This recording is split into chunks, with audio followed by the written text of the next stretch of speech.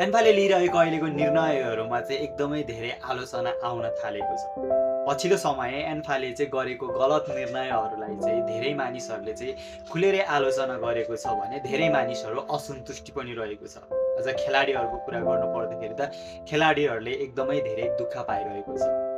आउनुहोस् एन्फाको बारेमा थोरै जानकारी लियौँ। एन्फा अर्थात् अल नेपाल फुटबल एसोसिएसन, यसको स्थापना कहिले भयो त?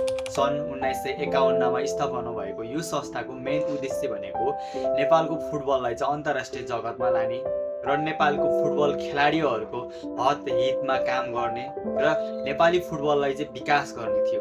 तर पछिल्लो समय राजनीतिक घट्दो क्रमहरूले गर्दाखेरि चाहिँ राजनीतिक प्रकोपले गर्दाखेरि चाहिँ राजनीतिक चलखेलले गर्दाखेरि चाहिँ यो संस्थाले चाहिँ नराम्रोसँग चाहिँ आलोचना खपिरहेको छ र उसले गरेको त्यो गलत निर्णयहरूले त झन् धेरै खेलाडीहरूलाई चाहिँ दुःख मात्रै पाइरहेको छ। भर्खरैको घटनालाई हेर्दाखेरि पनि भर्खर इन्डियामा भइरहेको म्याच खेलेर चाहिँ नेपाली चेलीहरूले चाहिँ आराम गर्न नपाइकन चाहिँ सिक्किममा चाहिँ अर्को फ्रेन्डली म्याच खेल्नका लागि चाहिँ तत्कालीन रूपमा चाहिँ भोकै लगेको भन्ने कुराहरूले पनि एकदमै धेरै आलोचना पाइरहेको छ।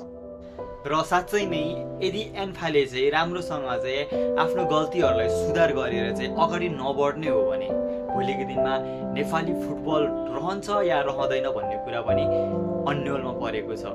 तपाईहरुलाई चाहिँ के लाग्छ त? के एन्फाले चाहिँ साँच्चीकै गल्ती गरिरहेको छ त? अथवा एन्फालाई सुधार्नका लागि चाहिँ के गर्नु पर्ला? कमेन्ट गर्न नबिर्सिनु होला र साथै हामीलाई फलो गर्न पनि नबिर्सिनु होला, ताकि भोलिको दिनमा तपाईहरुमाझ हाम्रो यस्तै भिडियोहरू आइरहोस्।